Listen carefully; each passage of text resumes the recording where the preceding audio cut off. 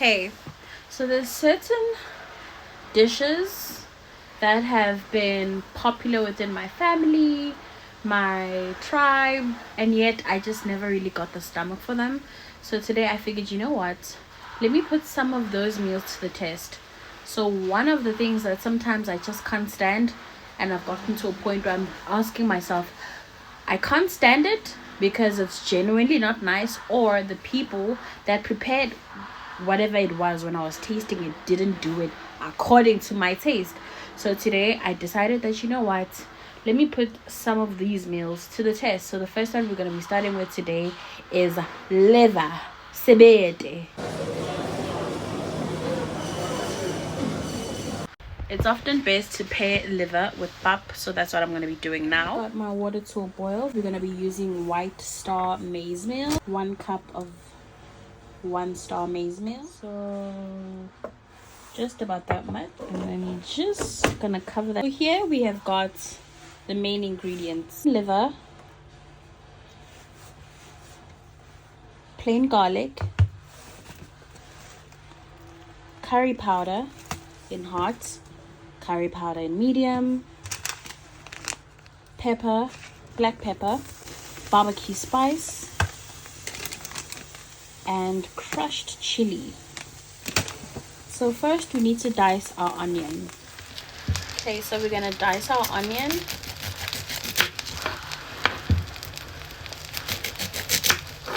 I need to get better cutlery for real.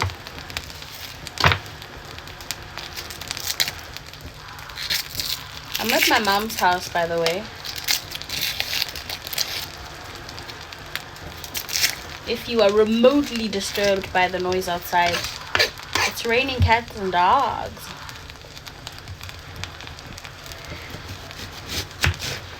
So we're just gonna chop this finely.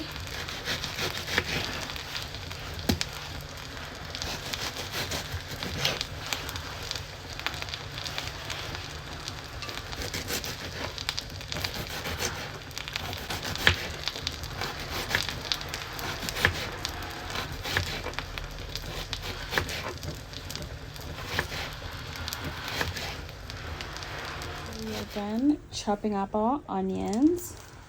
Now we're gonna be chopping up this liver, okay, into fine pieces because the chunks are pretty big.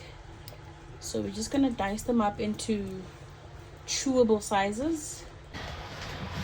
Take your clean washed liver, okay, and dice it up. My pap is almost ready. It's time for me to actually stir it up. But it's called ulbonda. Just to mix it up properly. It's maize meal. I think in the US you guys call this grits. Chop it up some more. Okay, my pap is almost done, so let me lower the heat. Lower the heat all the way to 2. What I love about cooking is that it doesn't matter how big your kitchen is. It doesn't matter how many resources you have. All it needs, all that's required, is 2 loving hands and a creative mind. I think that's why I fell in love with cooking. It's really not complicated, and in the process of cooking I get to actually focus on something else other than the problems that we face in life, you know, which are many, by the way. If it's not financial, it's personal, spiritually, emotionally. There's all kinds of stuff right now. Someone even posted, it was almost like a funny, way of looking at it, but he was like, all these life problems and yet there's only one devil. He must be a busy fellow. And I couldn't agree more. So cooking helps me to kind of get my mind off things. Life is complex, and I have found that it's never really like that simple. Things are never really just that simple. Sometimes you close this door and then another one opens. You figure out how to close this one, and another one opens. But then again, it makes me wonder, how interesting would life be if everything was just so simple and so easy going? I'm not saying that hardships and every horrible thing that we're going through in the world, is supposed to happen. It's a sport. No, it's not. But I also can't help but wonder, if everything was just delivered on the palm of our hands, would we know the true value of happiness and contentment? Would we? I doubt it. Imagine a kid that has literally been given everything it has ever desired ever since it was born. And one day, the parents decide to gift him with something extravagant that they probably hold dear to their hearts. And when they give it to him, how do you think he's going to react? Oh, thanks. It's not going to really mean much, because he was born with a silver spoon. Gifts and all these luxurious materialistic possessions don't mean much anymore, because he's just been getting them from the beginning. So he's kind of lost the true value of the beauty of having to work for stuff or to earn stuff. Same with life. So ukubonda is a process that pretty much looks like this. Using your wooden spoon to mix it all up together like so. Yeah, I think in the US you guys call this grits. So you use both hands to mix it up like so, okay? Don't be shy, like so. My stove is already on low. Just gonna mix it all this.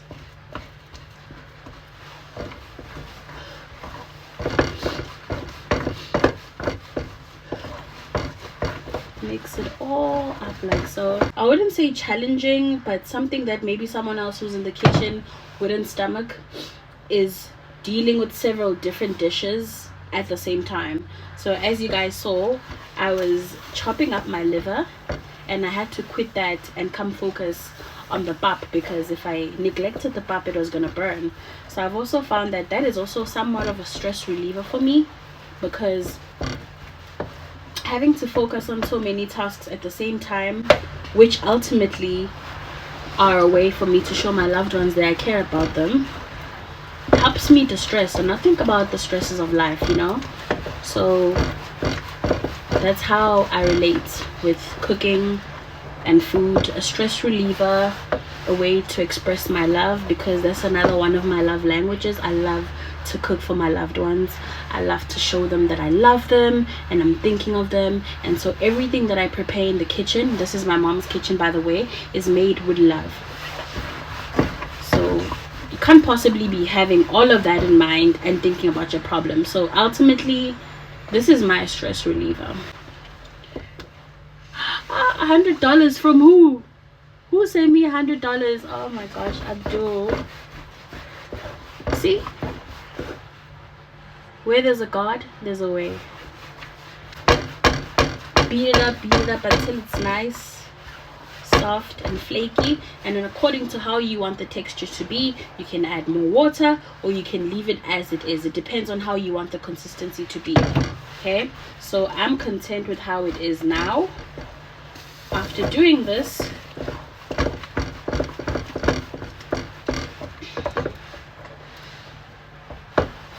we're about to be looking something like this, nice and creamy.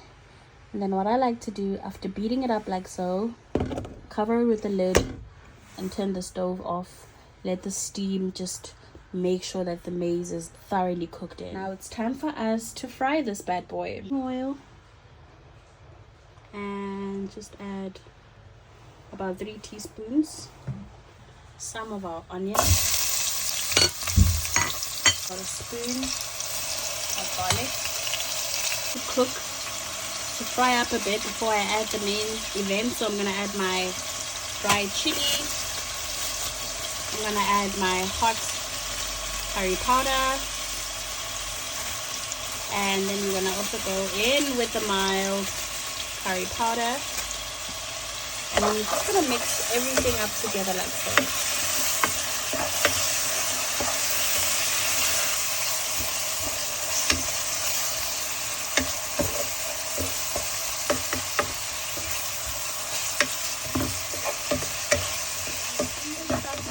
little bit see-through, a little bit translucent. Then we're gonna go in livers. You're gonna throw in your livers.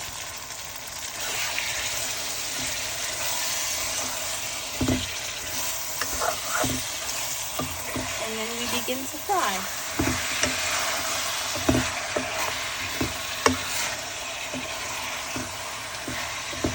Just gonna go in with a little bit of crushed black pepper. Meat spice that I'm trying out that I got today, the barbecue spice.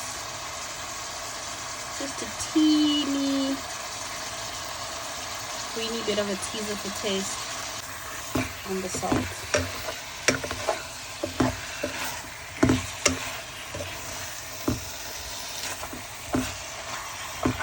I like to go in with a bit of tomato sauce. I wish you guys were in the room. It smells absolutely delicious. So one thing about liver, it does not take time to cook. It's not like your stewing beef or any other meats that require several hours to be thoroughly cooked. It just takes a few minutes. You fry the liver and you're ready to eat. Everything is looking a little bit more hopeful. I think it's time to dish up.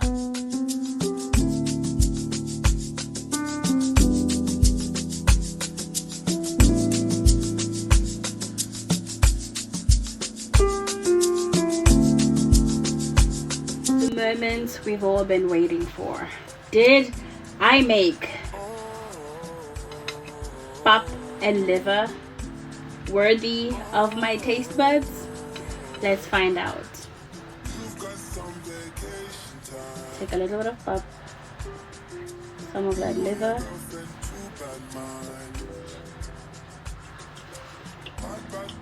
Oh my god.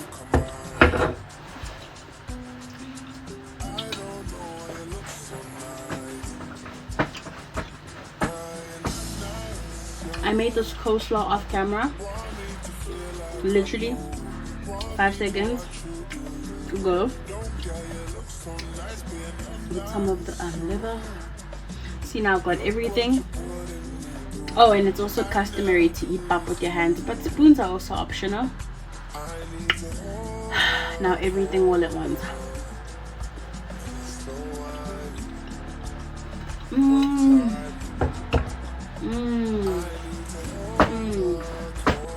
I should start a business. Because ain't no way, boy. Ain't no way, boy. I don't even like liver like that. I don't even like liver like that. That's the thing. It tastes so good.